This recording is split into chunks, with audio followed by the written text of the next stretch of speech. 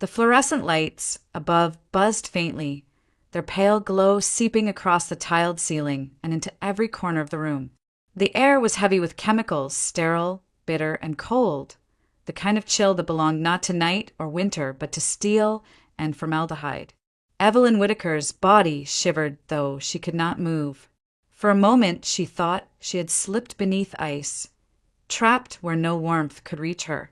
Then came awareness, the hard metal beneath her, the thin sheet pulled over her face, and the unmistakable realization that she lay on a morgue table. Her mouth was dry, her tongue leaden, the faint taste of something acrid lingering at the back of her throat. She tried to cry out, but only a broken rasp escaped, weaker than a whisper. Terror rooted itself in her chest. She forced her eyelids shut, willing herself still, listening. Footsteps echoed on concrete. One set heavy and deliberate, the other sharp and brisk, heels striking against the floor. The sound stopped beside her, and the sheet was pulled back. Evelyn kept her eyes closed, but she felt the light press against her skin, harsh and merciless. A man's voice spoke, rough, official. Yes, that's her, Evelyn Whitaker. Her pulse hammered. She knew that voice. It was Richard, her husband. Why did he sound so cold, so detached? A woman's reply followed, calm and certain. No doubt about it. Vanessa Clark, Evelyn's closest friend, the one she had trusted with her secrets, her laughter, her fears. The words pierced deeper than the chill of the morgue. The staff member murmured something about documentation, about arrangements. Papers shuffled, a signature scrawled. Then the official steps retreated, leaving Richard and Vanessa behind. The room grew quiet, too quiet. Finally, Vanessa exhaled, a long, satisfied breath. Well, she's where she belongs now. Charleston's perfect hostess silenced. Richard chuckled under his breath. No more obstacles. Then Evelyn heard it, the wet sound of a kiss. Her chest tightened. Blood rushed in her ears. No, not possible. Not Richard and Vanessa. The conversation that followed stripped away every last shred of denial. They spoke of her estate, her assets, the way a closed casket would prevent questions. They talked about how quickly the burial should happen, how convenient her sudden death was. Each word dropped like a nail into her coffin. Evelyn wanted to scream, to sit up, to strike them both across the face. But her limbs were heavy, her breath shallow. The drug still coursed through her veins, paralyzing her body while her mind remained awake. Closed casket, Richard repeated firmly. Safer that way. No one needs to look too closely. Tomorrow she's in the ground. Vanessa laughed softly, cruelly, and then, we can live, really live. The sound of them together twisted Evelyn's stomach. These were not strangers conspiring. This was her husband, her friend, two people she had trusted more than anyone else. And they had tried to erase her. Her heartbeat thundered, but she forced her chest to rise slowly, evenly, as though breath no longer belonged to her. They could not know she lived. Not yet. Their footsteps receded, heels and soles scraping against concrete until silence returned. The cold pressed in again, oppressive and merciless. Evelyn lay there, eyes sealed, body still, rage and fear warring within her. She had been poisoned, discarded, declared dead. But she was alive. Against every intention of those who had betrayed her, she was still here.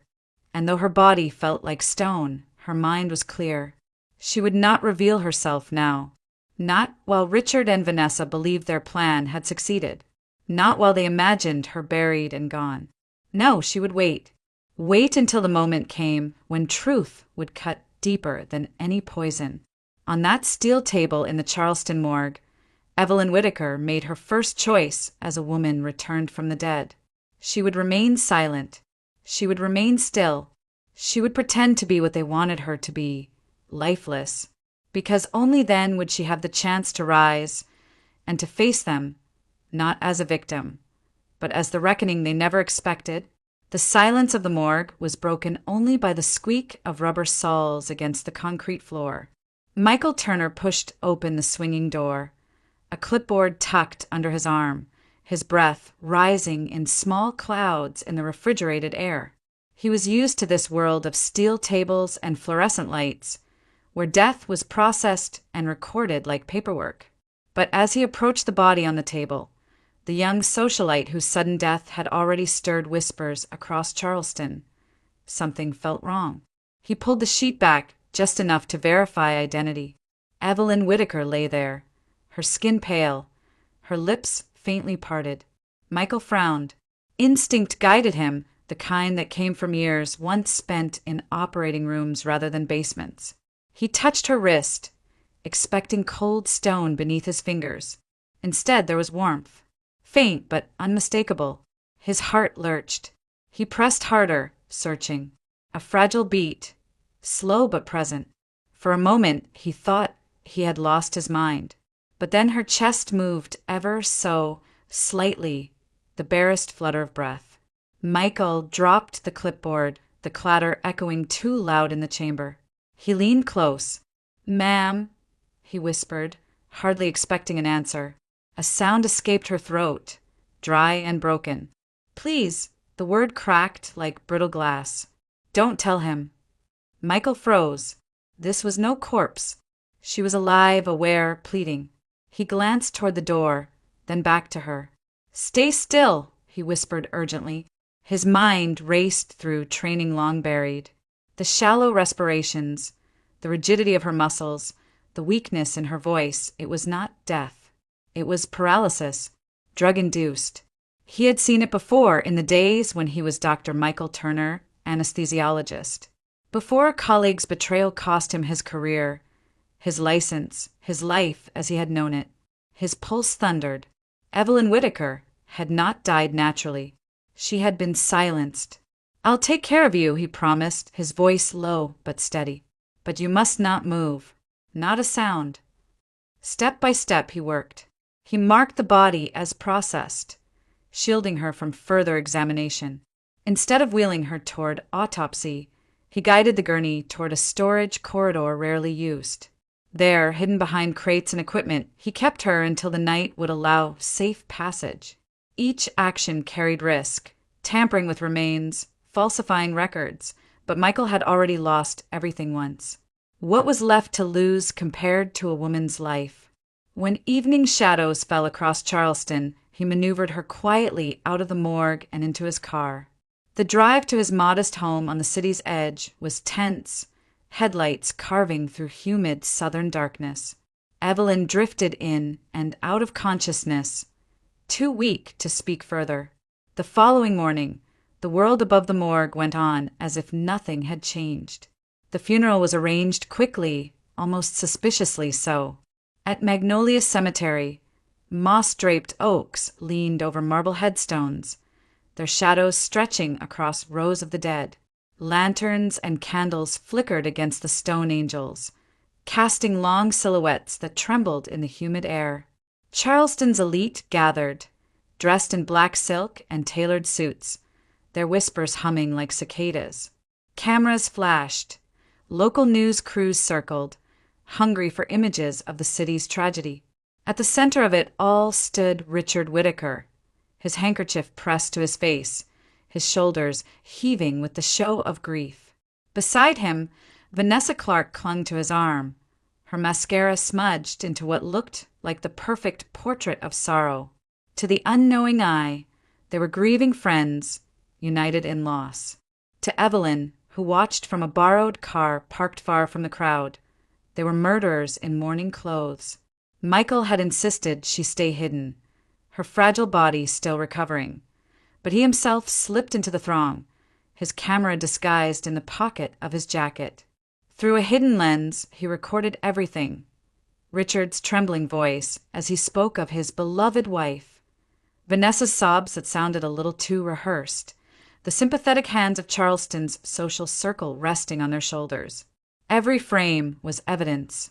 Every tear shed for show was a weapon to be used later.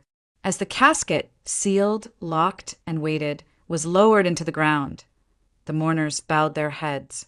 Richard placed his hand over the polished lid, whispering words only the cameras could catch. Vanessa leaned in close, her veil hiding the faint curve of a satisfied smile. Michael's jaw tightened. He captured it all, knowing one day this theater of grief would be exposed for what it truly was, a crime disguised as tragedy. Far away, hidden in the shadows, Evelyn waited, her body weak, her spirit burning. She had heard their whispers in the morgue. She had felt the chill of betrayal deeper than the cold of steel.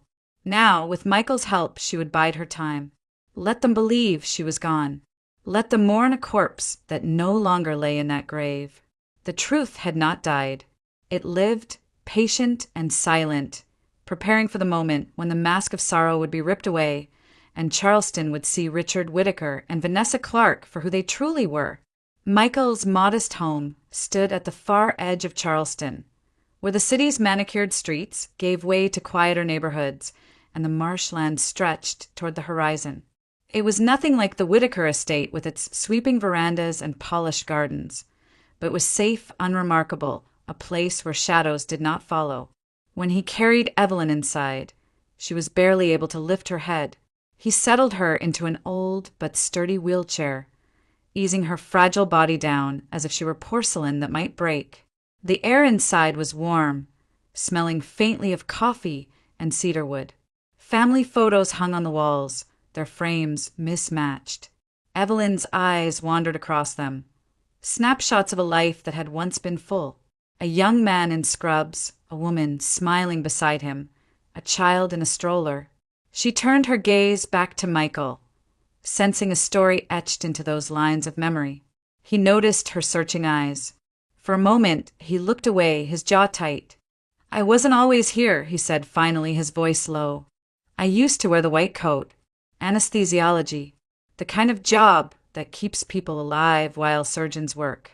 I was good at it. Too good, maybe. Enough to make someone jealous." He drew in a breath, the words heavy. "Jonathan Briggs. Colleague. Friend, or so I thought. He sabotaged me. Made it look like I miscalculated during a high-profile surgery. The patient nearly died. The hospital wanted a scapegoat. Briggs made sure I was the one." Evelyn listened, her throat aching with both weakness and empathy. She had seen betrayal unfold in her own life, but hearing his story sharpened the ache. "They stripped my license," Michael continued. "My wife left soon after. Took our daughter. Said she couldn't stay with a man who was finished. I tried to fight it, but when the courts sided with her, I gave her everything. House, savings. I thought maybe if they had stability it would count for something." His shoulders sagged. "Now all I have left is this job at the morgue. A paycheck, a roof, and ghosts for company."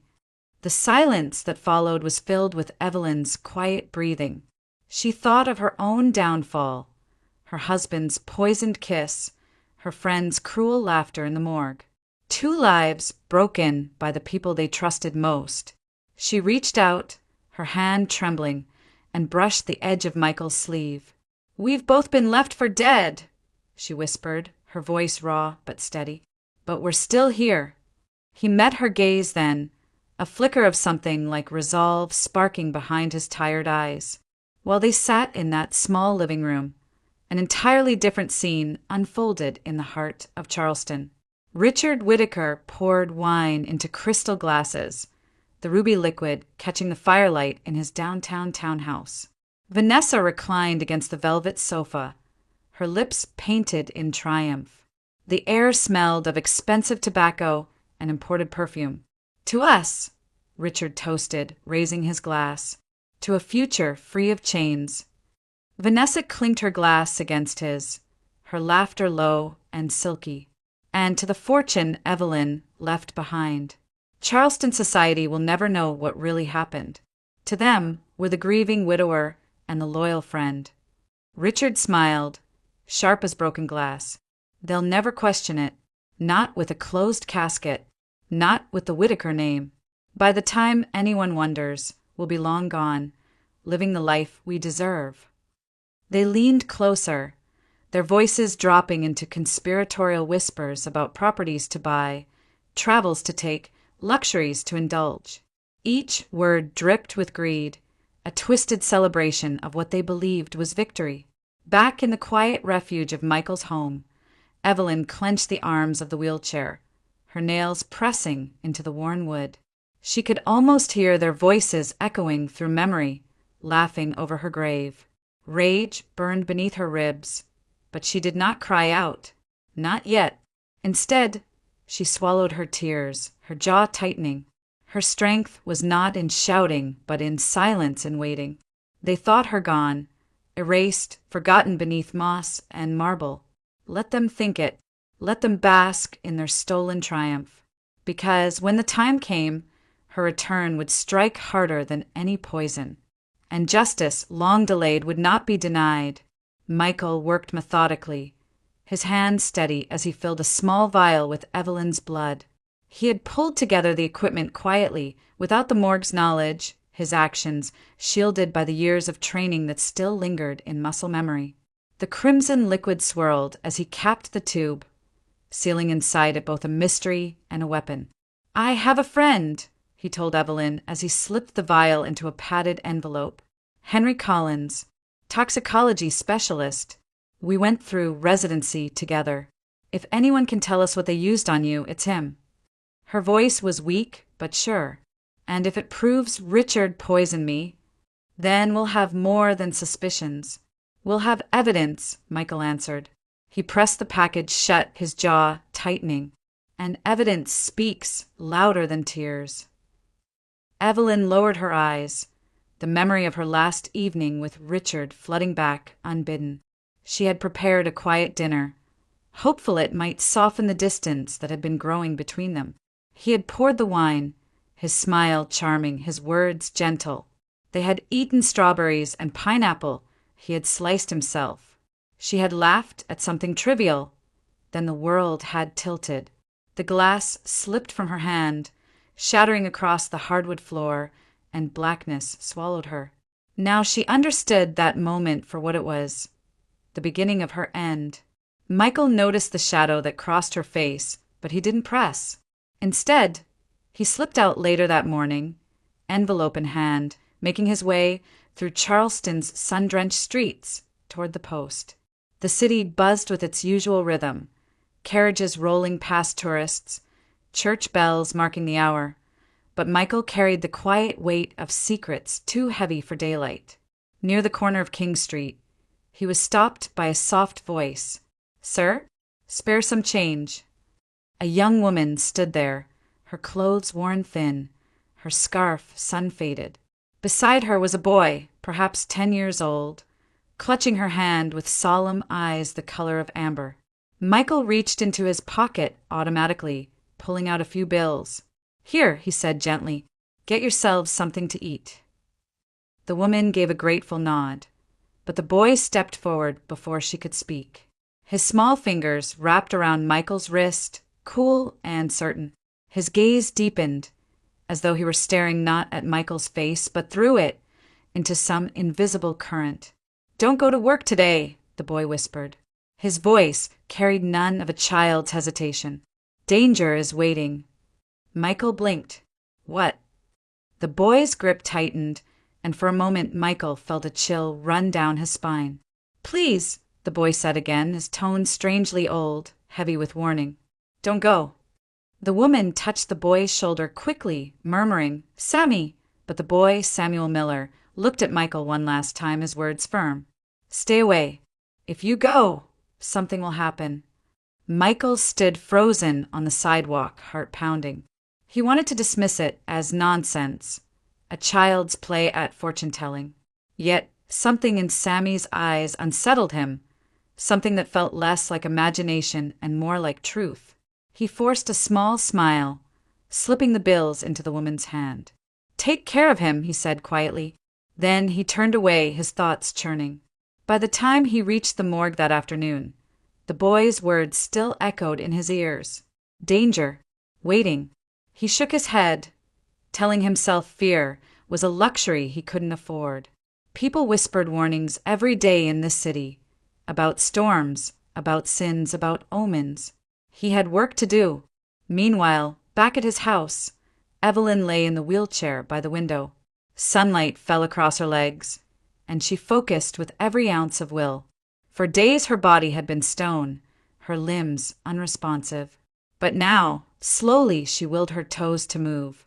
The faintest twitch, then another. Her breath caught, and a tear slid down her cheek. She curled her toes once, twice, proof that her body was not lost to her forever.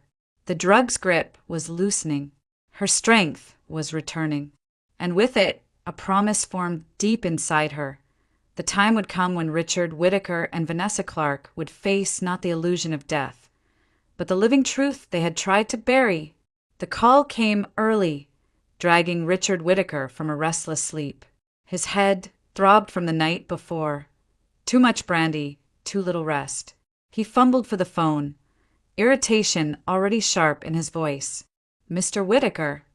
The groundskeeper's voice cracked on the line, uneasy. Sir, there's a problem at the cemetery. The dogs. They've dug at the grave. They won't leave it alone. Richard sat up, suddenly alert. What are you babbling about?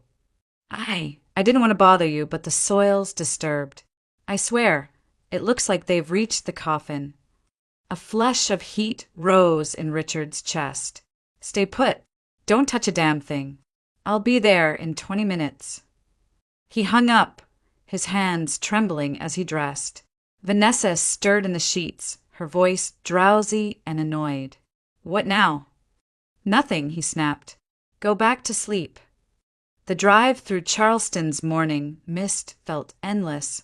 Spanish moss draped from the oaks, swaying in the salt air. When he arrived, the cemetery was silent but for the caw of distant crows. The groundskeeper stood pale and nervous, pointing toward the disturbed earth. Richard dropped to his knees, clawing at the soil with his bare hands. Mud caked his fingers as he tore it away. The coffin soon appeared beneath the thin layer of dirt. Its lid splintered where claws had scraped. His breath quickened. With a groan of effort, he forced it open.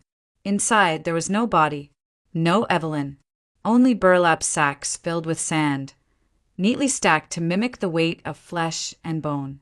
The world tilted, his vision blurred. A guttural sound escaped his throat as he staggered back. She was alive. She had to be. He pressed his fists to his temples, panic thundering in his skull. Evelyn Whittaker, the wife he had poisoned, was not in her grave. If she wasn't there, then she was somewhere, and someone had helped her. One name rose in his mind like a blade. Michael Turner. The morgue attendant. It made sense. Too much sense. The man had been alone with Evelyn's body before burial, had every chance to interfere. Richard's jaw clenched. Turner had tricked him, stolen what should have been finished. By the time he left the cemetery, he was already planning. He would find this man. He would find where he lived what he knew. And then he would finish what he had started. Across town, Michael's phone buzzed as he finished his shift. He slipped into the staff hallway to answer. Michael, it's Henry Collins. The voice on the line was brisk, but beneath it lay a current of unease. I ran the analysis you asked for. You were right to send it to me. Michael's pulse quickened. What did you find?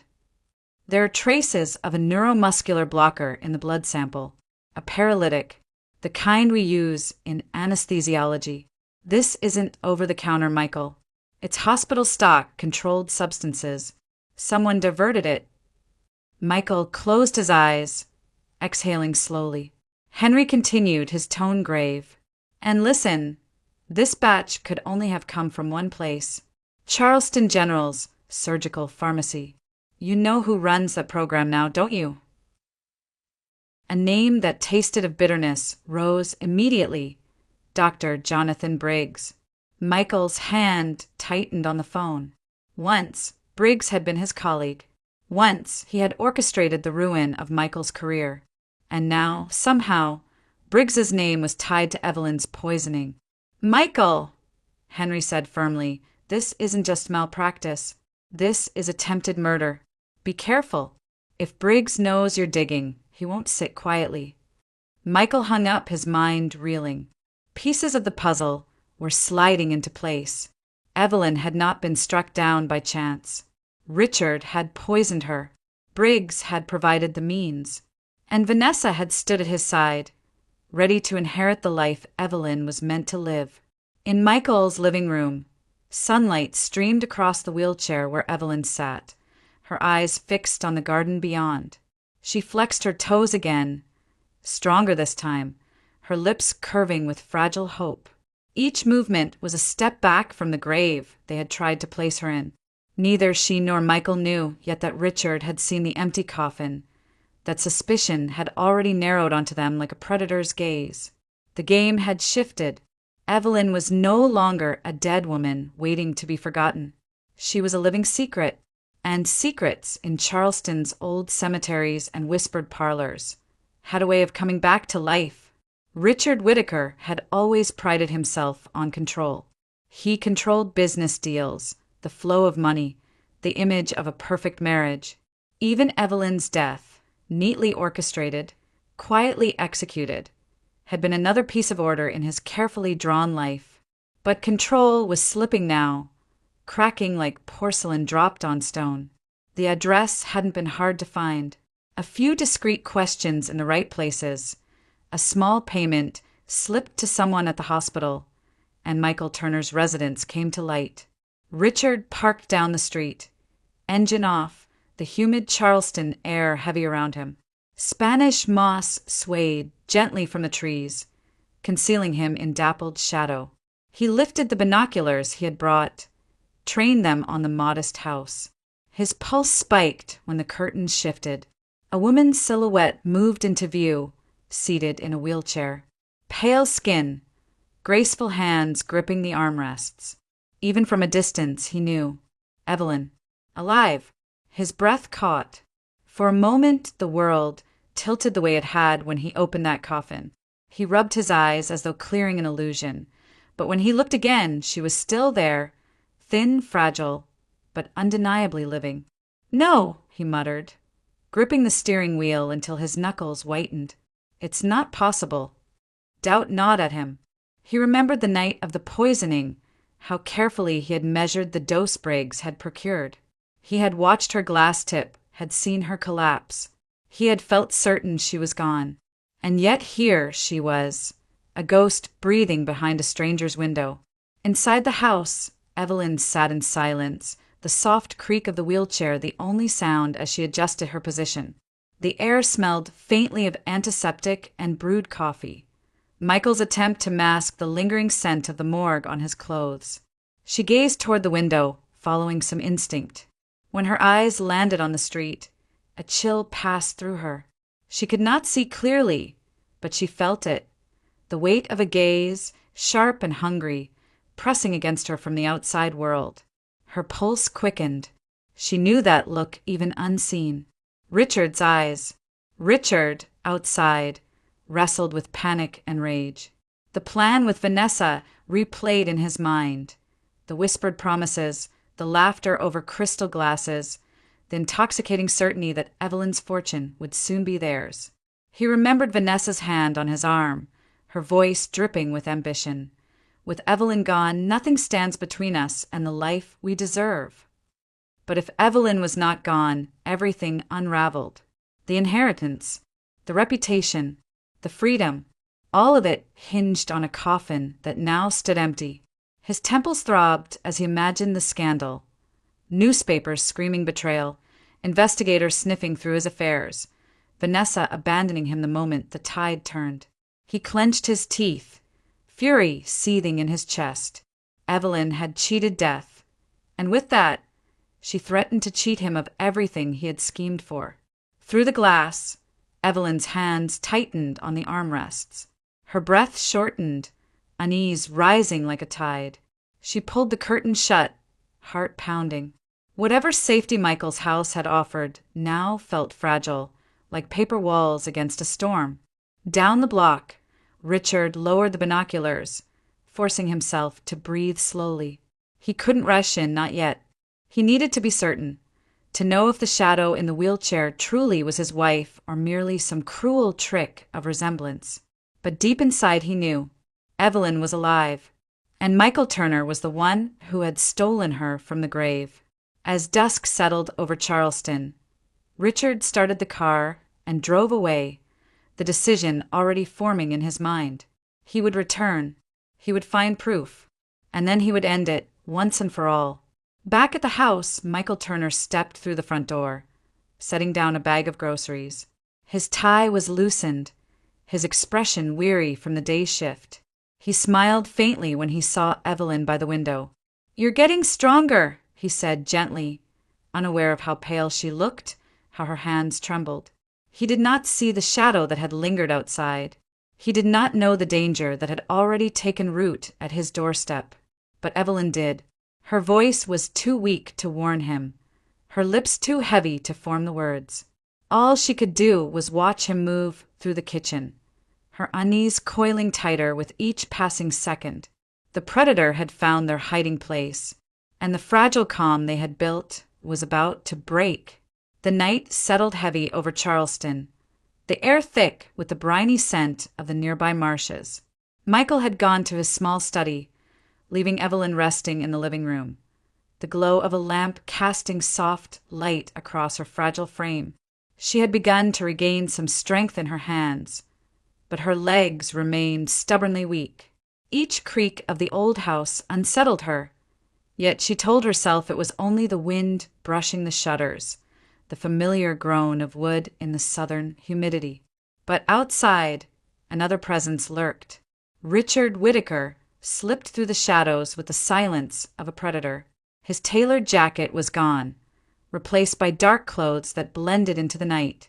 In his right hand, a knife gleamed faintly beneath the porch light before he slid it into his sleeve. His face was set in grim determination. He had not come for answers.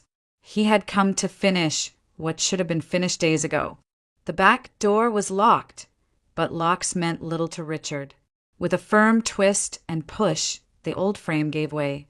He moved into the kitchen, the faint scent of coffee and lemon cleaner betraying the life that pulsed inside this modest home. His eyes narrowed as he listened for movement. Then he saw her. Evelyn sat in the wheelchair near the window, her profile illuminated by lamplight.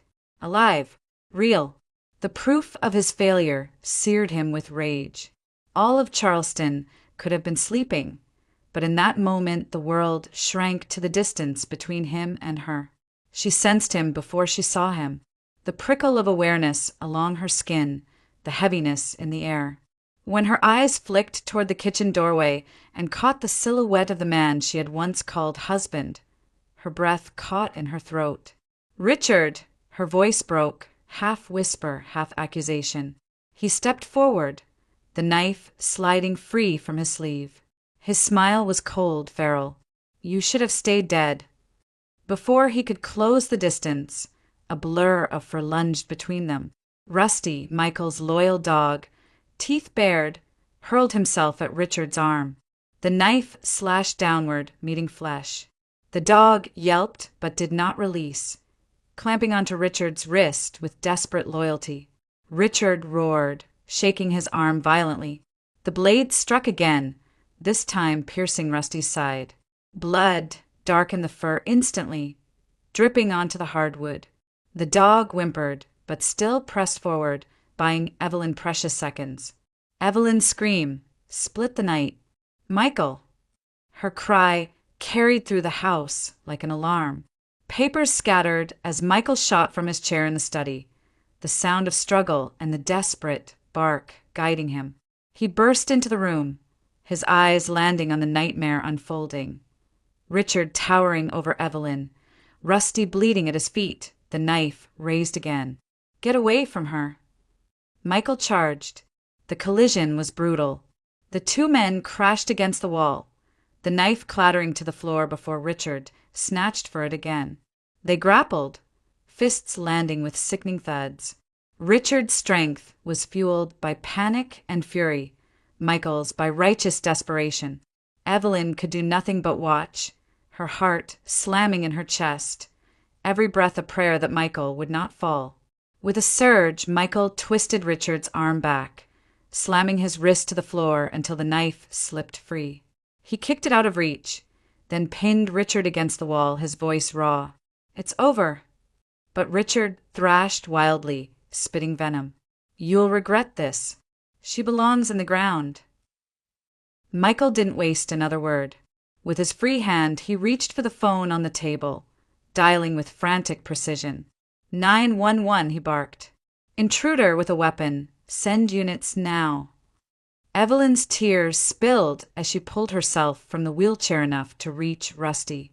The dog lay bleeding, his breath shallow but defiant. She pressed her hands to his wound, whispering broken pleas. "Stay with me. Please, Rusty. Don't leave me, too." Sirens wailed in the distance, the sound cutting through the humid night. Within minutes, flashing blue and red lights washed over the windows. Officers stormed through the front door, weapons drawn. Michael raised his hands, instantly stepping back. Richard was dragged away, cursing, his face contorted with the fury of a man watching his empire collapse. "Attempted murder," one officer muttered as the cuffs locked around Richard's wrists. "He's not talking his way out of this." The room quieted, save for Evelyn's sobs and Rusty's ragged breathing. Michael knelt beside them, his hand steady over hers as she tried to staunch the bleeding. Together they held the trembling dog, blood seeping between their fingers. For a moment, nothing else existed, not the betrayal, not the danger, not even the flashing lights outside. Only Evelyn clutching Rusty, whispering love and desperation into his fur, while Michael's hand anchored hers. The confrontation was over. Richard Whittaker was in chains, but the cost lay heavy on the floor, bleeding and fragile. The night had delivered justice and fear in equal measure, leaving Evelyn gasping in the wreckage of survival.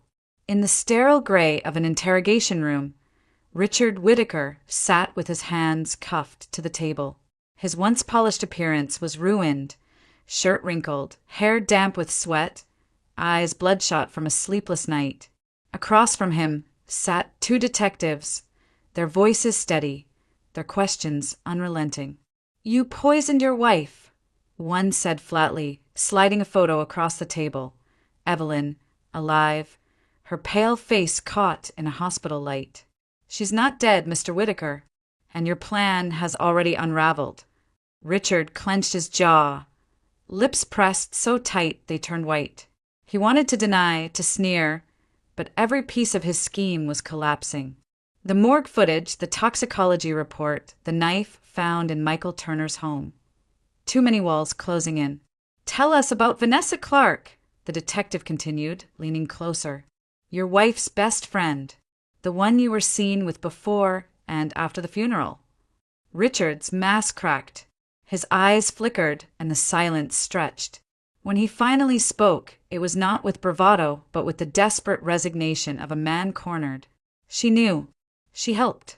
And Briggs, he's the one who got me the drugs." The confession was recorded, every word sealing his fate. By the end of the week, Charleston hummed with scandal. Vanessa Clark, once welcomed in the drawing rooms of the city's elite, found doors slamming shut. Her face, once adorned with society page smiles, appeared instead in headlines dripping with disgrace.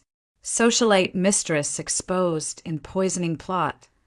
Invitations vanished. Friends turned their backs. She walked down King Street with her head low, whispers trailing her like a second shadow. Dr. Jonathan Briggs fared no better. Federal investigators descended on Charleston General Hospital, digging through pharmacy logs, Pyxis machine records, and security footage. The evidence was damning. Restricted anesthetics signed out under his name, vials missing without explanation. He was suspended immediately, his license under review, his career dangling by a thread. What had once been his triumph, ruining Michael Turner, now became his undoing. Henry Collins's toxicology report stood at the center of it all. His affidavit outlined clearly the presence of a paralytic agent, one that could only have been obtained through hospital channels. In the hands of police and prosecutors, it was irrefutable proof.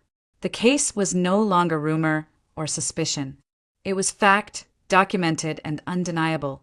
Meanwhile, in the quiet refuge of Michael's home, Evelyn's recovery unfolded in small victories. The first time she stood from the wheelchair, her knees trembling, Michael steadied her by the arm. Tears burned her eyes as she took a step, then another, each one a defiance against the grave that had been prepared for her.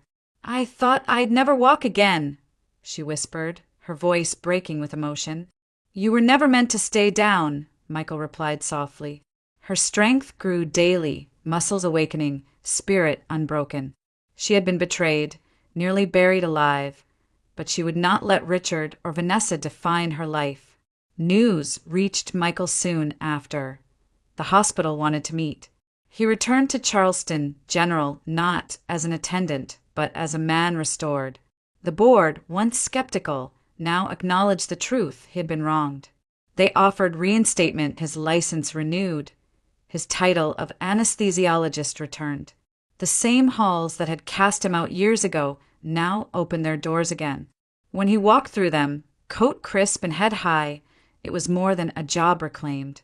It was dignity, redemption, the proof that justice had begun to shine through cracks long hidden. In Charleston's oak-lined streets, whispers still circled, but they told a different story now. A betrayal exposed, of justice unfolding, of a woman who had risen from death's shadow and a man who had reclaimed his name. For Evelyn and Michael, the war was not yet over, but for the first time the balance had shifted. Truth was no longer buried. It stood in the open, undeniable, pointing toward a reckoning that could no longer be delayed. And in that light, Evelyn felt the faint but steady pulse of justice. Slow, deliberate, but finally undeniably alive. The weeks after Richard's arrest moved in waves, long, heavy days punctuated by moments of fragile hope. Evelyn remained at Michael's home, her body recovering with slow determination, while Charleston seemed to pulse with the echo of scandal. The Whitaker name, once spoken with admiration in polished parlors, now carried the sting of betrayal. Michael often found her sitting by the window in the evenings, the light of dusk painting her face in soft gold. She had grown stronger, able to stand with only minimal support. Sometimes she walked across the room, her steps shaky but defiant. Every stride was a declaration that she had been buried too soon, that she had risen when no one expected her to. One evening, as cicadas sang outside, Michael sat across from her. He had brewed tea, the steam curling upward between them. For a long time, they said nothing, the silence speaking of battles fought and scars left behind. Then Evelyn's eyes met his. "You lost everything once," she said gently. "Your career, your family, because someone chose to destroy you." Michael's gaze lowered to the cup in his hands. "And you lost everything because the people closest to you chose greed over love." He paused, then looked back at her. "But we're still here, Evelyn. Somehow we're still standing." She reached across the table, her fingers brushing his. The contact was tentative, yet steady, a bridge built from shared pain and hard-won trust. For the first time in years, both allowed themselves to imagine a future not defined by betrayal. Rusty, too, fought his way back. The night of Richard's attack had left him bleeding and broken, but the veterinarians at the local clinic worked tirelessly. Michael and Evelyn visited every day, Evelyn wheeling herself down the sterile hall until the day Rusty limped out on his own, tail wagging weakly. When he pressed his muzzle into her lap, Evelyn wept openly, burying her hands in his fur. "You saved me," she whispered into his ear. "Now we've saved each other." The dog became more than a pet. He was a symbol of loyalty that no betrayal could tarnish, a reminder that courage sometimes came in fur and fangs. Beyond the quiet walls of Michael's home, justice continued its course. Richard sat in county jail, facing charges that would almost certainly lead to decades behind bars. No fortune, No reputation. No allies remained to shield him. Vanessa Clark fled Charleston soon after, unable to withstand the stares and whispers that followed her through every street. The city that once celebrated her beauty now spat her name like poison. She disappeared into anonymity, her fall as swift as her ambition had been ruthless. Dr. Jonathan Briggs, once untouchable in the hospital hierarchy, stood before the medical board stripped of his license. His career ended in disgrace, his name marked forever as a cautionary tale of arrogance and deceit. Charleston society, so quick to gossip, now spoke of Evelyn with something like reverence. She had returned from the grave, not in rumor, but in truth. And in her return, lies had been dragged into the light. One evening, as the cicadas quieted and the first stars blinked awake, Evelyn stood in the garden. The wheelchair had been pushed aside. Michael watched her from the porch, pride softening his features as she walked slowly across the grass, Rusty padding loyally at her side. She stopped, lifting her face to the night sky, breathing deeply of the warm southern air. When she spoke, her voice was steady, clear, carrying across the stillness. Justice may come late, but when it arrives, it speaks loud enough. The words lingered, hanging in the air like a benediction. Michael felt the weight of them settle in his chest, not heavy, but grounding. He knew she was right. Justice had not shouted, it had not stormed. It had come quietly, inevitably, like dawn after a long night. Together, they had crawled from the shadows of betrayal into something resembling hope. Their wounds remained, but so did their strength. The morgue, the coffin, the poison wine, these would always be part of their story, yet they no longer defined its ending. In that moment, under Charleston's sprawling sky, Evelyn and Michael allowed themselves to believe in beginnings. 6 months later, Charleston bloomed beneath spring sunlight, azaleas bursting pink and white against the wrought iron balconies and moss-draped oaks. The scandal that had once consumed the city had faded into whispers, and in its place a quieter story began to take root, a story of survival, of healing, and of love rediscovered. In a small chapel tucked away on the edge of town, Evelyn Whittaker stood at the altar. She wore no extravagant gown, only a simple ivory dress that flowed gracefully to the floor. Her hair, soft and loose, framed a face no longer haunted by weakness, but by resilience. Michael Turner stood opposite her, his suit plain, his expression steady, yet moved in ways words could not capture. The ceremony was brief. A handful of friends, a few colleagues from the hospital, and Henry Collins, who had stood by them with truth when lies threatened to drown them. Rusty lay near the front pew, his chest rising and falling peacefully, the scar across his side hidden beneath his thick coat. Evelyn's hand trembled only once, when Michael slipped the ring onto her finger, his eyes meeting hers with a vow unspoken as well as spoken. There were no grand speeches, no orchestrated performances. Only two people who had been broken in different ways, choosing to stand together, stronger for the cracks that had let the light in. When the minister pronounced them husband and wife, Evelyn's smile was radiant, not because of spectacle, but because of freedom. Freedom to live without fear, freedom to love without betrayal shadowing her steps. Weeks later, Evelyn and Michael walked through the sunlit halls of a Charleston orphanage. The scent of chalk and fresh laundry mingled with the laughter of children echoing down the corridors. Evelyn's heart tugged with every giggle, every small face that peeked curiously from behind doors. Then she saw him.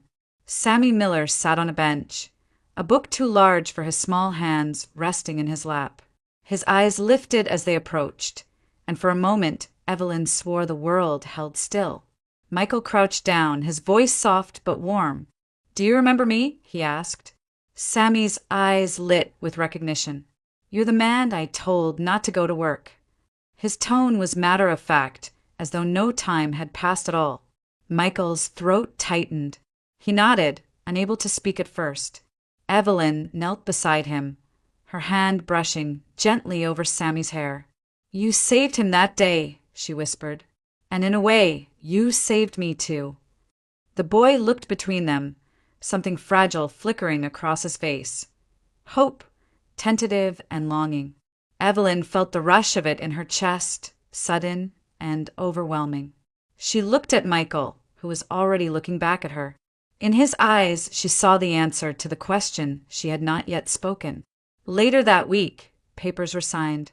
Background checks and home studies were expedited, the process moving with surprising grace, as though even the system itself understood what was meant to be. When Sammy walked out of the orphanage doors with a small suitcase in hand, Rusty bounding ahead to greet him, Evelyn's eyes blurred with tears. "Welcome home," Michael said, his voice breaking as he placed a hand on the boy's shoulder. Sammy smiled, shy but bright, as Evelyn knelt to embrace him. "You have a family now," she whispered into his ear, "and we'll never let you go." That evening, the four of them sat together in the modest house that had once been a refuge and was now a home. Evelyn prepared dinner while Michael helped Sammy set the table.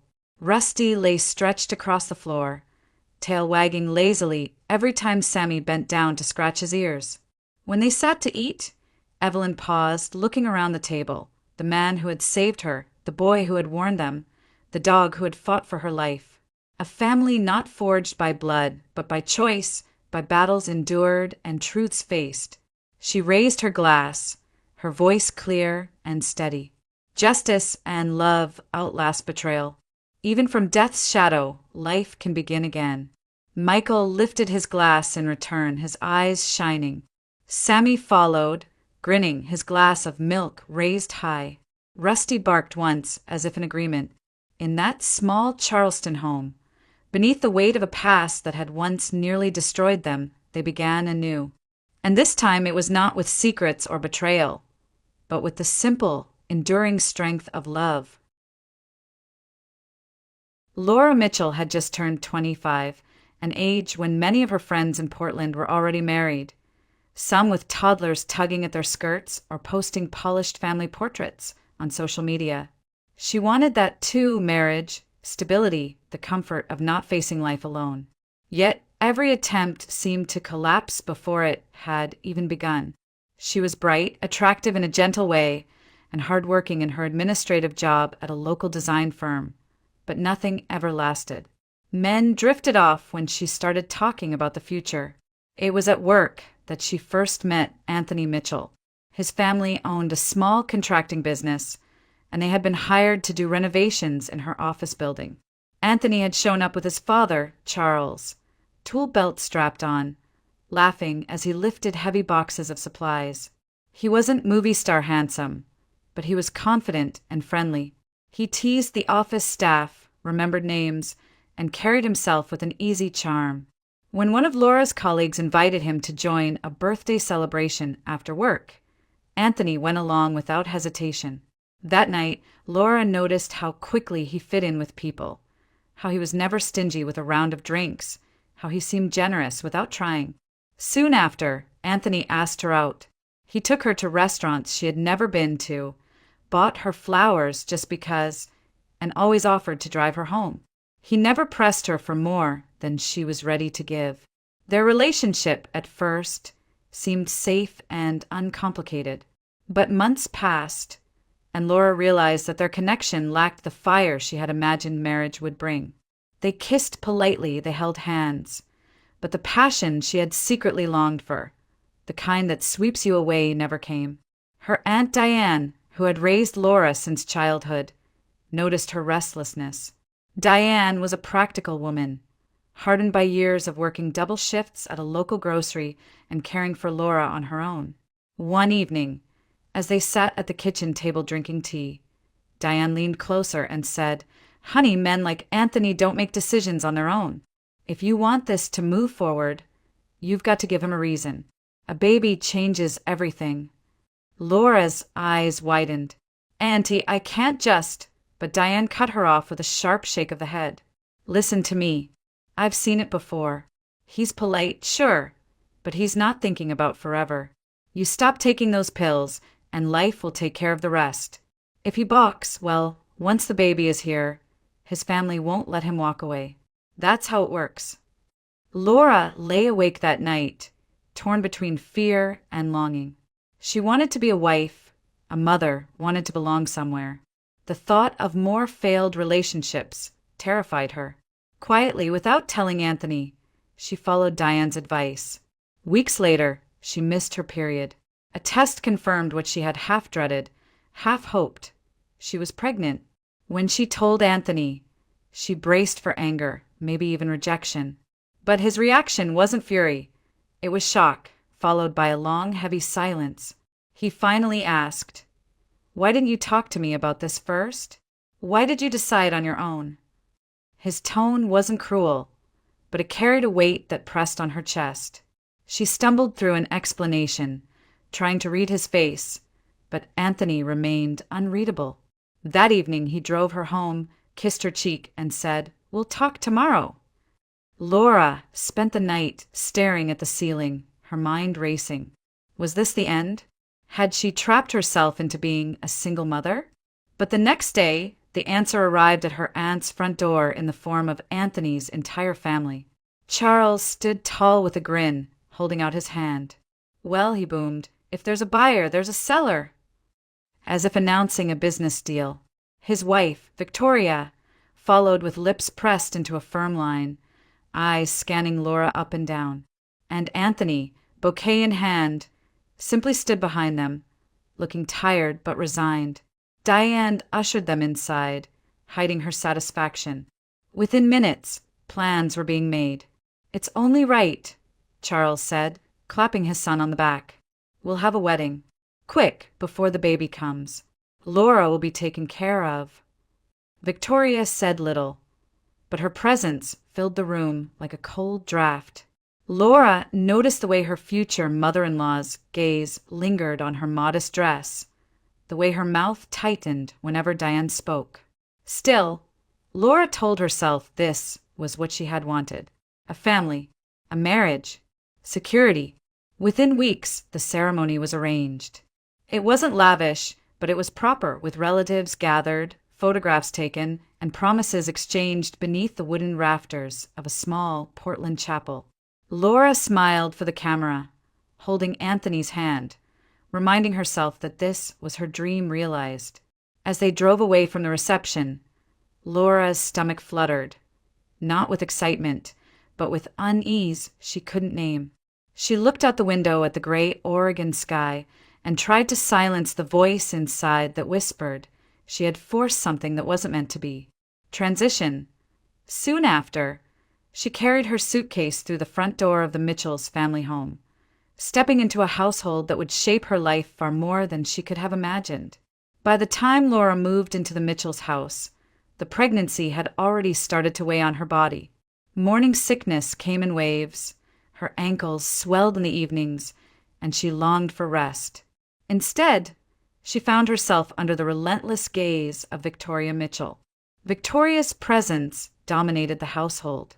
She had her routines, her rules, her unspoken but rigid expectations, and now Laura was subject to all of them. From the first night, Victoria made it clear that Laura's choices were no longer her own. "You shouldn't drink tea before bed," Victoria announced, sweeping a mug from Laura's hand as if it were poison. "Caffeine will stunt the baby's growth. Don't you know that?" Laura flushed, murmuring that her doctor had said a cup of mild herbal tea was harmless. But Victoria only snorted. "Doctors don't know everything. I raised 2 children without their so-called advice." That was only the beginning. Victoria dictated what Laura could eat. No spicy food, no dairy after dark, no fruit she considered too acidic. She policed Laura's bedtime, insisting that she lie down no later than 9 o'clock. If Laura rose in the night to use the bathroom, Victoria's voice would pierce the silence from the hallway. "Back to bed. You'll catch a chill standing around in your condition." At first, Laura tried to laugh it off. She told herself Victoria cared in her own way, that this was part of living in a multi-generational household. But as the weeks stretched on, the constant criticism wore her down. Each day felt like walking through a minefield. If she folded the laundry differently than Victoria preferred, she was corrected. If she placed a jar of pickles on the wrong shelf in the fridge, she was scolded. Even the way she held her growing belly, too low, too often, was questioned. Charles Mitchell, Anthony's father, was the only gentle presence. He asked Laura how she was feeling, offered to carry groceries, and sometimes slipped her a smile across the dinner table, as if to say, "I know this is hard." But when Victoria's voice rose, Charles retreated behind his newspaper or excused himself to the garage. He never stood in his wife's way. Anthony, meanwhile, was changing. At first, he had been attentive, rubbing Laura's back when she was nauseous, running out late at night for crackers or ginger ale. But gradually his warmth cooled. He worked longer hours, claimed the contracting business needed him constantly, and came home tired and irritable. He brushed off Laura's complaints about his mother. "She just wants what's best for the baby," he said, kissing her forehead absent-mindedly before disappearing into the shower. Laura tried to talk to him, but each time ended with the same response. "Don't start. You know how Mom is. Just let her be." Nights were the worst. The Mitchell house creaked with the old wood of its frame, the faint hum of the refrigerator, the ticking clock in the hall. Laura lay awake, staring at the ceiling, feeling more like a tenant than a wife. The bed beside her was often empty. Anthony had started falling asleep on the couch after long days. She pressed her hand against her stomach, whispering to the baby that things would be different once he arrived. But deep down, she wasn't sure. By the 7th month, Laura felt like a prisoner in a gilded cage. She wasn't deprived of food or shelter, but she was suffocating all the same. Every decision, what to eat, when to rest, how to breathe, seemed to belong to Victoria. And Anthony had vanished into a haze of avoidance. One evening, as Laura cleared the dinner plates under Victoria's critical eye, she caught her reflection in the kitchen window. Her face looked pale, thinner than before, her shoulders slumped. She didn't recognize herself. The woman in the glass was no longer the hopeful bride who had walked down the aisle just months ago. That night, she sat on the edge of the bed, waiting for Anthony to return. When the clock struck midnight, he still wasn't home. She wrapped a shawl around her shoulders, walked to the front porch, and sat on the steps, the cool Oregon air brushing her skin. For the first time, she let herself think the unthinkable, leaving. By the time Anthony's truck finally pulled into the driveway, Laura had made up her mind. When he climbed the steps, smelling of beer and sawdust, she looked him squarely in the eye. "Anthony," she said quietly but firmly, "we can't keep living like this. Either we get our own place or I'm leaving with the baby." Her words hung in the air, heavy and undeniable. The ultimatum had been spoken. Transition. The choice now rested with Anthony, and Laura braced herself for whatever storm her declaration would bring. When Laura delivered the ultimatum, Anthony's face tightened, but no clear answer came. He rubbed his temples, muttered about stress at work, and finally said, "We'll talk later." Later never seemed to arrive. Days passed with the same pattern. Anthony vanishing early, returning late, and Laura left to battle Victoria's constant surveillance. One morning, after another sleepless night, Laura packed a single suitcase. She didn't shout, didn't slam doors. She simply told Victoria she was going to stay with Aunt Diane for a while. Victoria pursed her lips, eyes flashing triumph, as if to say, "I knew you couldn't handle this family." Laura walked out, heart pounding, dragging the suitcase across the porch steps. The air outside felt like freedom. Aunt Diane opened her arms wide when Laura arrived, no questions asked. "I was wondering how long you'd last there," she said, ushering her niece inside. "Come on. You're better off with me than under Victoria's thumb." The relief was immediate. Within days, Diane helped her find a small one-bedroom apartment not far from the grocery where she worked. It wasn't much, second floor walk up, creaky floors, thin walls. But when Laura placed her hand on the windowsill and looked out over the quiet street, she felt lighter. At night, she could make herself tea without anyone snatching it away, fold laundry however she pleased, and sit on the couch without fearing disapproval. The silence wasn't oppressive anymore, it was hers. She spent afternoons planning for the baby, buying secondhand furniture, organizing tiny clothes. For the first time since the pregnancy began, she allowed herself to imagine a future that belonged to her, not dictated by Victoria's constant rules. Weeks passed. Anthony called occasionally, his voice awkward, strained. He asked if she was eating enough, if she needed money, if she was still angry. Laura kept the conversation short. She didn't miss the Mitchell house, and she wasn't sure she missed him either. Then, one rainy evening, there was a knock at her door. Laura hesitated before opening it. Anthony stood there, soaked to the skin, eyes tired. He didn't step in right away. He just looked at her, as if memorizing the sight. "Laura," he said finally, "I'm sorry." He explained in a rush how work had overwhelmed him, how he hadn't realized how much Victoria was smothering her, how he had let her carry everything alone. "I was a coward," he admitted, voice breaking. "I should have stood up for you. I didn't, and I hate myself for it." Laura crossed her arms, defensive. "And what happens if I come back? Does everything go back to the way it was?" "No," Anthony said, shaking his head. "It'll be different. I'll be different.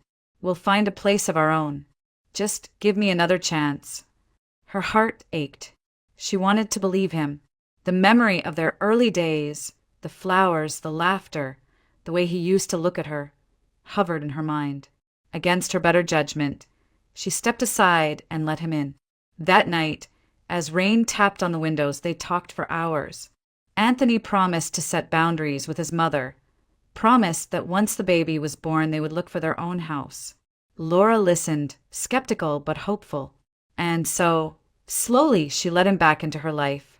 The weeks that followed were surprisingly peaceful. Anthony seemed to mean what he said. He accompanied her to doctor's appointments, held her hand during ultrasounds, and even started cooking simple meals when she was too tired. At night, he rubbed her swollen feet and joked about how their child would inherit her stubborn streak. Laura found herself softening. Perhaps this was the husband she had been waiting for, hidden beneath layers of avoidance. She allowed herself to dream again.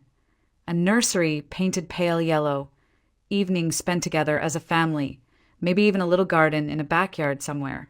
Anthony talked about saving for a down payment, about expanding his contracting business, about being a father his child could be proud of. For the first time in months, Laura felt included in the picture of their future. One Saturday, she stood in front of a mirror, smoothing the fabric of a new dress she had bought. It clung gently to her figure, making her feel beautiful again, not just exhausted and swollen. She curled her hair, dabbed on lipstick, and smiled faintly at her reflection. Tonight, Anthony had promised a special dinner. Just the two of them, no parents, no obligations. A celebration of their fresh start. Transition. Laura adjusted the hem of her dress, unaware that the evening ahead would mark the fragile peak of their reconciliation and the precipice of everything that was to come. The apartment smelled of garlic and rosemary, the scent of the roast chicken Laura had carefully prepared. She had set the small dining table with candles, placed folded napkins just so, and even dimmed the lights to create something close to romance. It had been weeks since she and Anthony had shared a quiet evening together, and tonight felt like a chance to cement their reconciliation. Laura adjusted the hem of her dress, smoothed her hair, and checked the clock again. 6:30. Anthony had promised he would be home by 6. By 7, the chicken was cooling on the counter. By 8, the candles had burned low, their wax dripping down in crooked rivulets. Laura tried calling his phone, no answer. She left a message, then another, her voice growing tighter each time. By 9, worry gnawed at her chest. Anthony had sometimes worked late, but he always called. She paced the apartment, her hands resting on her round belly, whispering to the baby inside that everything was fine. But her gut told her otherwise. The knock came just before 10. Laura opened the door to find 2 uniformed officers standing solemnly in the hallway. The words that followed blurred together. Accident, Hospital. We're sorry. Her legs gave way, and she collapsed against the frame, barely hearing them say he had not survived. The next days moved like a nightmare on repeat. One moment Laura was staring at Anthony's jacket, still hanging by the door. The next she was standing in a sterile hospital room, signing forms she couldn't read through her tears. Funeral arrangements were made with the help of Aunt Diane, but Laura drifted through it all like a ghost. At the service, Victoria's grief turned quickly to accusation. Standing rigid beside the casket, she hissed, "If you hadn't left him, if you hadn't filled his head with stress, he'd still be alive." Her eyes blazed with fury as though Laura herself had caused the crash. Charles, usually gentle, said nothing to defend her. He kept his gaze fixed on the floor, shoulders slumped. In the days that followed, neither he nor Victoria called. When Laura reached out once, desperate for some sense of family, Victoria answered curtly, "You made your choice. Don't expect us to clean up after it." Just like that, the bridge was burned. Alone in her apartment, Laura felt the walls closing in. Nights were endless stretches of silence, broken only by the faint kicks of the baby inside her. She grieved not just for Anthony, but for the fragile hope of stability she had clung to. She had believed they were rebuilding, and in a single evening, everything collapsed. Grief gave way to fear. How would she raise a child by herself? How would she afford diapers, formula, rent? Diane helped when she could, bringing groceries, sitting with Laura through the long nights. But Diane still had her own life to manage. Laura learned quickly that survival meant getting up even when she wanted to stay buried under blankets. She forced herself into routines. Mornings, she walked to the corner store for milk, ignoring the pitying glances of neighbors who had heard the news. Afternoons, she scrubbed the apartment, rearranged baby clothes, anything to stay in motion. When the contractions finally came weeks later, she endured them alone in the back of a cab, clutching her hospital bag and trying not to sob. The delivery was long and grueling, but when her son was placed in her arms, tiny, red-faced, crying with a strength that surprised her, Laura felt a fragile thread of purpose pull her back from the brink. She named him Kostya, honoring the name Anthony had once mentioned fondly from his family's roots. Motherhood, however, was nothing like the pictures in parenting magazines. Nights blurred into days of exhaustion. Feeding, changing, rocking. Her body ached, her mind reeled. There were moments when she stared at the crib, her own tears mixing with the baby's cries, wondering if she was failing both herself and him. Still, she persevered. Step by step, hour by hour, she taught herself to cope. When bills piled up, she clipped coupons. When loneliness pressed in, she whispered lullabies to her son, promising him a life better than the one she had stumbled into. The calls from the Mitchell family never came. Victoria and Charles vanished, as if erasing her from their lives. Laura stopped expecting them. She told herself that all she needed now was the tiny boy sleeping in her arms and the determination to keep going. Transition. As months turned into a year, grief hardened into resolve. Laura returned to work, pouring herself into long hours at the office. She discovered that staying busy dulled the ache, that drowning in paperwork was easier than drowning in sorrow. Work became her refuge, her shield against the emptiness Anthony's death had left behind. Returning to work was supposed to be Laura's way of reclaiming herself, a shield against loneliness. The office in downtown Portland buzzed with chatter, deadlines, and fluorescent lights, so different from the hushed apartment where her infant son slept. It was here, amid the whirl of corporate life, that she met Stephen Hale. Stephen was everything Anthony had not been. He was polished, confident, the kind of man who wore tailored suits and carried himself as though the world bent slightly in his direction. As Laura's supervisor, he praised her diligence, complimented her sharp eye for detail, and lingered a little too long in conversation. He was married, a father, a man who should have been off limits. Yet when his gaze met hers, Laura felt seen in a way she hadn't for years. At first, it was innocent, late-night discussions about projects, shared rides to client meetings, coffee breaks that stretched into quiet lunches. But one evening, after a long day, Stephen brushed his hand against hers as they stood in the elevator. The gesture was small, fleeting, but the air between them changed forever. The affair began in shadows. They met in hotels under the guise of business trips, exchanged texts written in half sentences and coded words. Laura told herself it was temporary, that it was filling a void left by Anthony's absence and Victoria's cruelty. But as weeks turned to months, the secrecy became intoxicating. Stephen spoke to her with a warmth that felt like sunlight after years of rain. He told her she was brilliant, beautiful, worthy of more than the burdens she had carried. And Laura, lonely, exhausted, yearning, believed him. Yet the guilt gnawed at her. Each time she held her son, she wondered what kind of example she was setting. At night, lying awake in her small apartment, she whispered prayers for forgiveness, unsure if she even believed in the absolution she sought. But when Stephen called, when he said her name in that low voice, she answered. She always answered. The years slipped by. Kostya grew into a boy with curious eyes and endless questions, and Laura became adept at balancing her double life. To her colleagues, she was the hard-working single mother who never missed a deadline. To Stephen, she was the secret love who waited patiently for the future he promised. That promise came often. "When my daughter finishes high school," Stephen would say, "I'll leave. I'll file for divorce.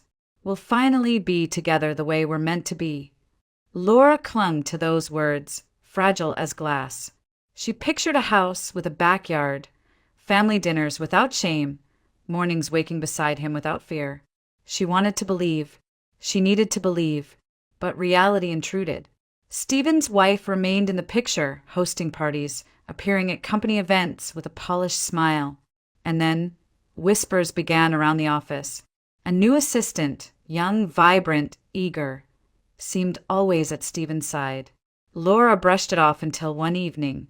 She caught them together, not in secrecy, but in plain view. The intimacy in his gestures toward the assistant was unmistakable. The truth unraveled quickly after that.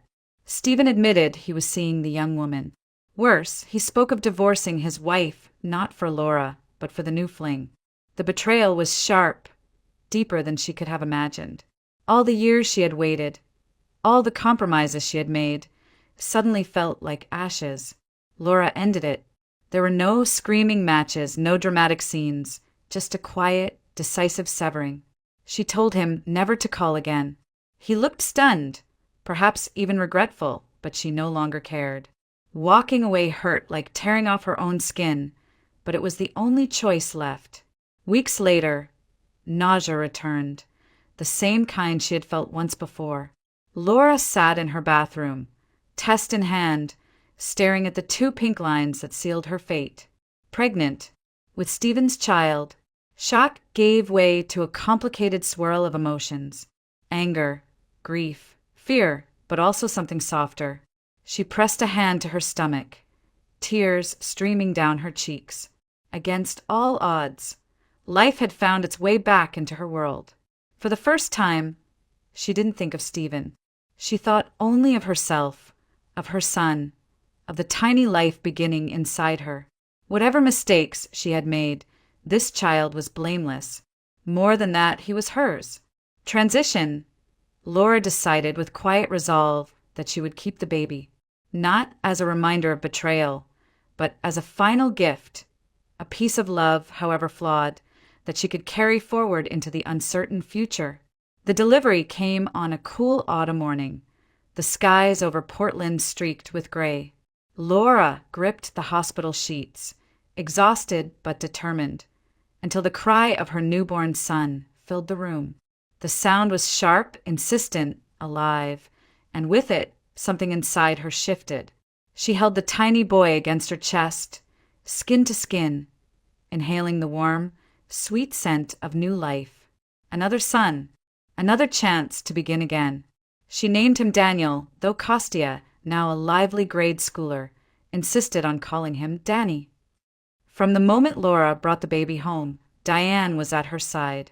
The older woman moved into Laura's apartment temporarily, cooking meals, folding laundry, rocking Danny in the small hours of the night so Laura could snatch a few hours of sleep. Kostya, proud to be a big brother, fetched diapers and bottles, announcing to anyone who would listen that he had a brother now. For the first time in years, Laura felt surrounded by support. She wasn't alone. She had a little family that cared, imperfect though it was. Months passed, and slowly Laura rebuilt. She returned to work part-time at first, arranging childcare with Diane's help. Every paycheck went carefully into envelopes. Rent, groceries, daycare, savings. She cut corners, clipped coupons, bought secondhand, but managed to build a modest safety net. With enough saved, she put down a payment on a brighter, newer apartment, 2 bedrooms, sunlight filtering through wide windows, a balcony where Kostya liked to wave at passing cars. It wasn't luxury, but it was theirs. Standing in the living room on the day they moved in, Laura felt a flicker of pride. She had done this. Against every setback, she had created a home for her children. It was around this time that Charles Mitchell reappeared. One Saturday afternoon, there was a knock on the door, and when Laura opened it, she found her former father-in-law standing awkwardly in the hallway, hat in hand.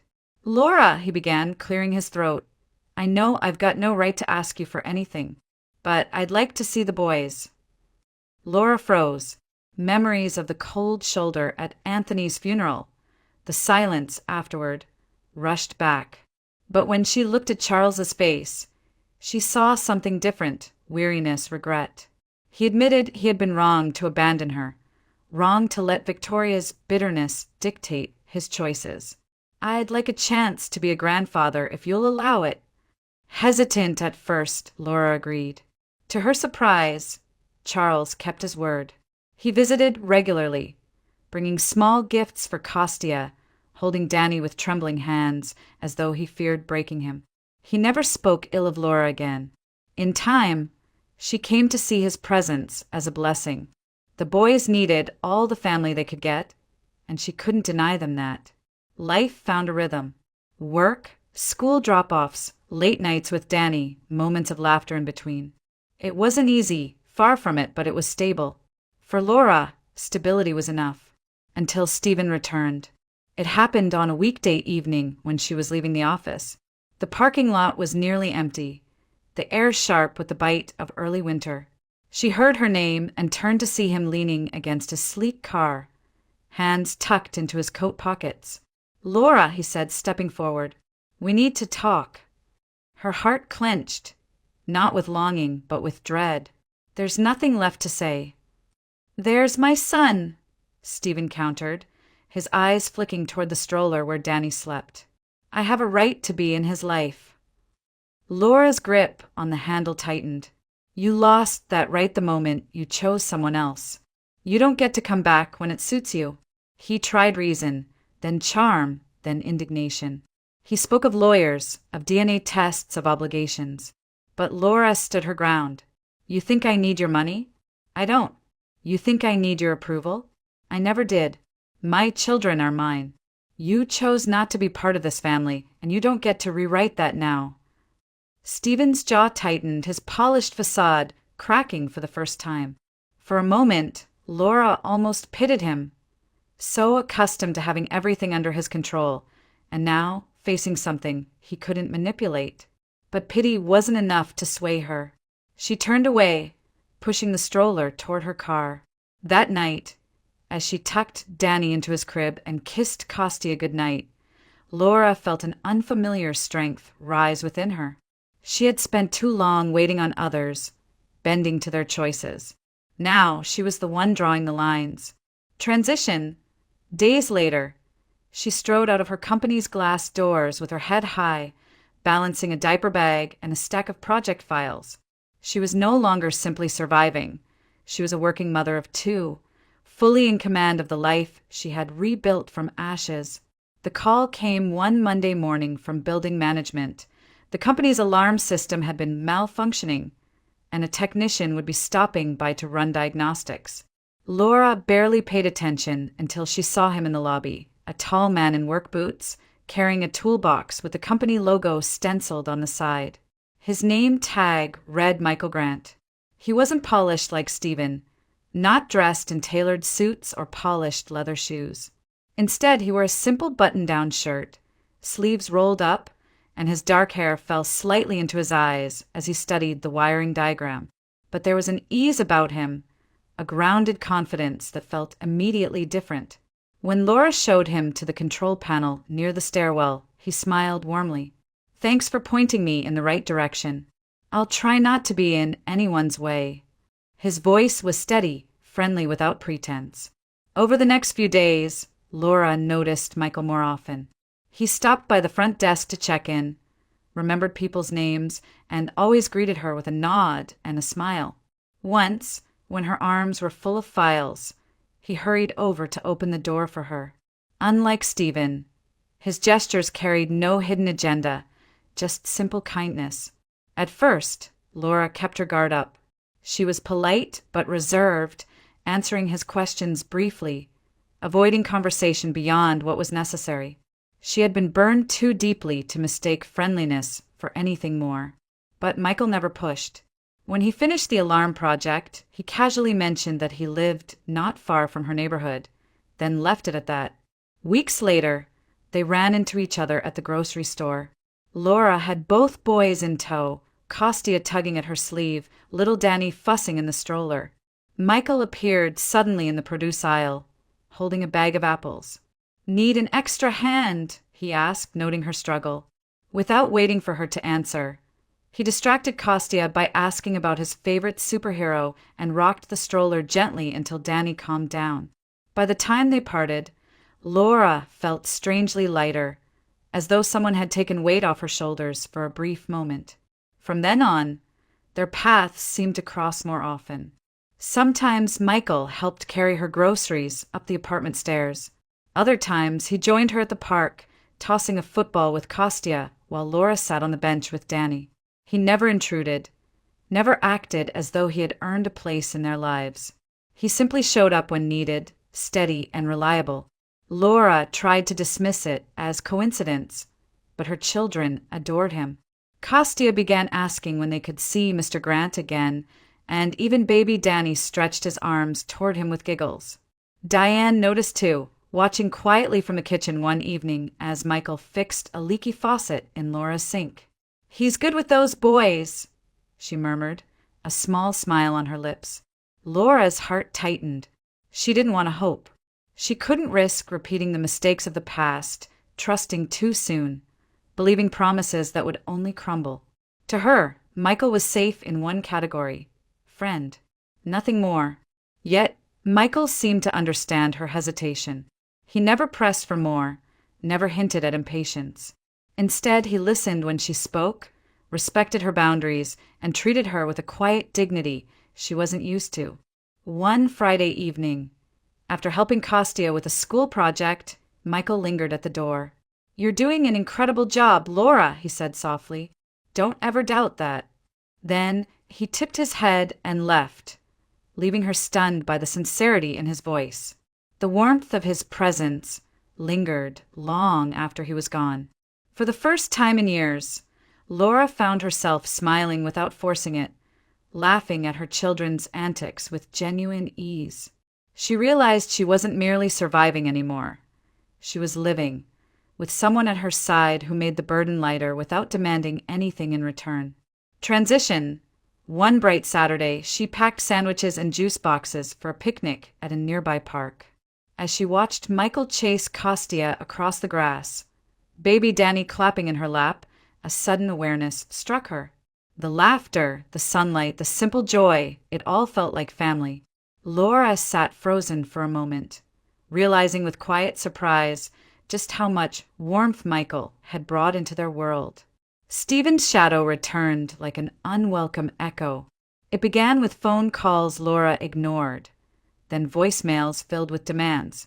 Soon he appeared in person, waiting outside her office building, leaning against his car as if he still had the right to be there. Each time, Laura tightened her grip on Danny's stroller and walked past without a word. But Stephen was persistent. One evening, as she buckled her sons into the car after grocery shopping, he stepped out from behind a row of vehicles. "Laura, stop pretending I don't exist," he said sharply. "Danny is my son, too." Laura's jaw tightened. "You made your choice years ago. You don't get to rewrite it now." "He has my blood," Stephen shot back, his voice rising. "I have rights." Laura met his eyes without flinching. "And I have lawyers.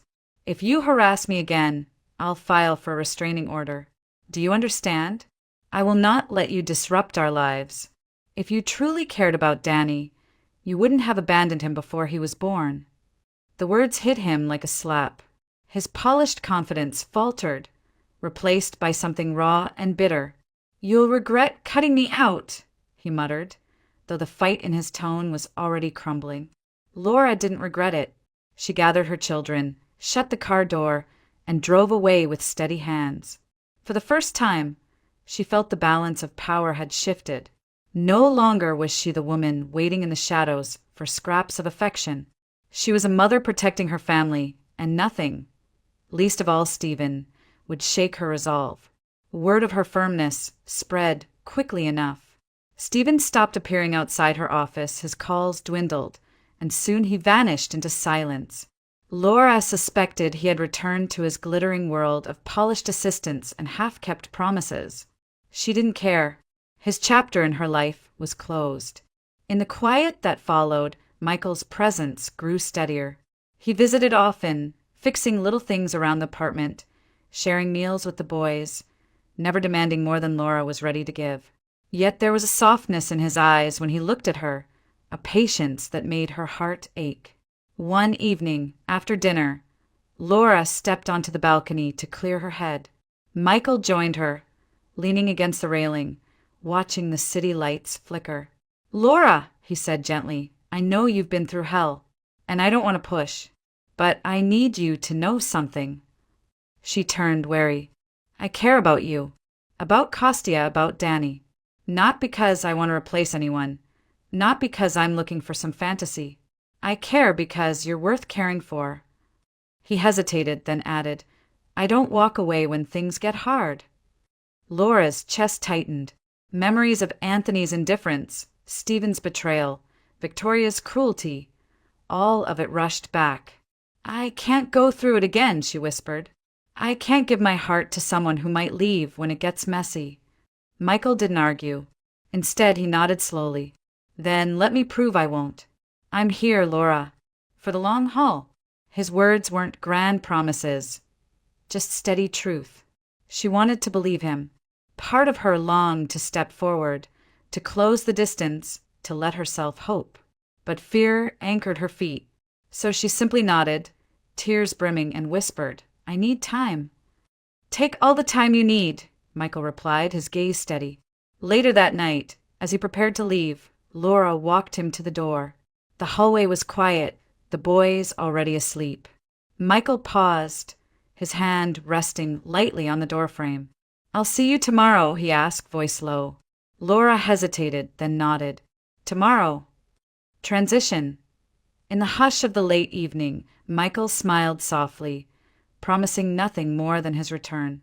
As he stepped into the night, Laura stood at the threshold, heart trembling with the fragile awareness that something new, something real, was finally beginning. By the time spring came to Portland, Laura's life had settled into a rhythm that felt almost unimaginable just a few years earlier. She had 2 sons who filled her apartment with noise and laughter, a career that gave her pride, and a home she could finally call her own. The chaos of her past, Anthony's death, Stephen's betrayal, Victoria's condemnation, had not disappeared, but it no longer defined her. Instead, it had become the soil from which she grew stronger roots. Her days began early, with the sound of Danny's babbling and Kostya's feet pounding down the hallway. Breakfast was a jumble of cereal bowls, spilled juice, and last-minute spelling words before school drop-off. Then Laura slipped into her work clothes, balancing her role as a project coordinator with the responsibilities of motherhood. It was exhausting, yes, but it was also hers. She no longer lived under someone else's rules. Charles had become a steady presence, showing up on weekends with groceries or offering to take the boys to the park so Laura could catch her breath. He built birdhouses with Kostya in the garage, let Danny ride on his shoulders, and never failed to thank Laura for allowing him back into their lives. Aunt Diane, too, remained a pillar, her no-nonsense advice and warm dinners reminding Laura that family could be built from loyalty, not just blood. And then there was Michael. At first, he had been careful, never pushing past the boundaries Laura had drawn. But over time, his presence became woven into their lives in quiet, undeniable ways. He helped Kostya with math homework, rocked Danny to sleep when teething kept him crying for hours, and fixed the leaky sink without being asked.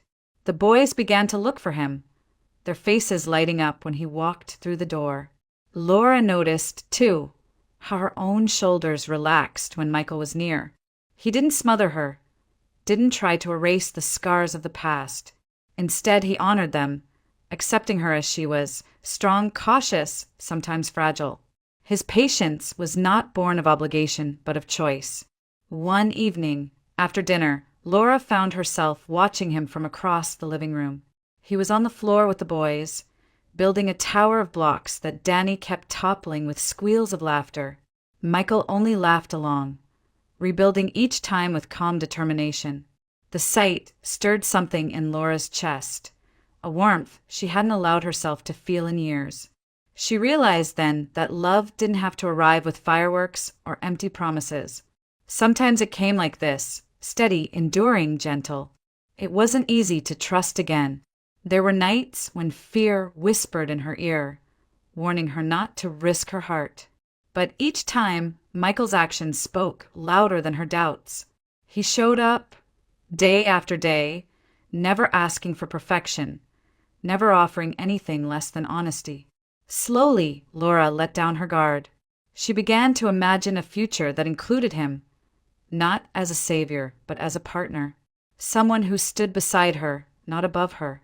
Someone who respected her strength and cherished her children. The transformation in Laura was subtle but undeniable. Friends noticed the way her laughter came more easily, how she carried herself with new confidence. Diane remarked one evening, "You're not the same girl who left my house in tears. You've built something real." Laura smiled, realizing her aunt was right. She had traveled from a woman silenced and controlled to one who owned her choices, her voice, her life. And though the road had been painful, it had led her here, to a place of healing, of renewal, of possibility. Closing image. On a golden afternoon, sunlight filtering through the tall trees of a Portland park, Laura walked hand in hand with her sons. Danny toddled beside her, clutching her fingers, while Kostya ran ahead to join Michael, who waited near the playground. Together, they moved across the grass, laughter carrying in the breeze. In that moment, Laura felt a stillness she had never known. Not the silence of loneliness, but the quiet of peace. She had survived betrayal, endured loss, and faced down despair. And now, with her children by her side and Michael walking toward them, she stepped into a new chapter, not defined by what had been taken, but by what she had built. It was the truest revenge of all, not bitterness, not retribution, but the life she had created from the ruins, a life filled with dignity, respect, and love.